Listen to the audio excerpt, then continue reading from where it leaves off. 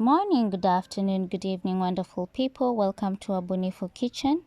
We are going to be making some very delicious custard today, and it's such a simple recipe to try, so let's get started.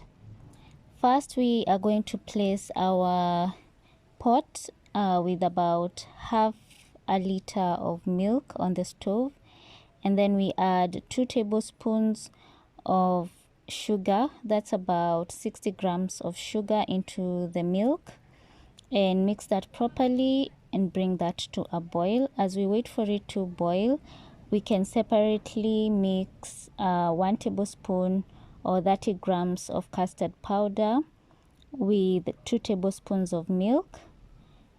Mix that into a smooth paste, and then once your milk has boiled, then pour the blended custard into the boiling milk. Then stir properly so that it does not have any clumps, and then remove the mixture from the heat and serve.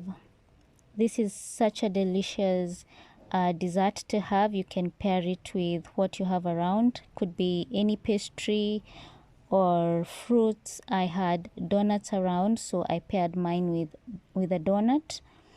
And I hope you get to try this and let me know how you like it. And until next time, kwaheri.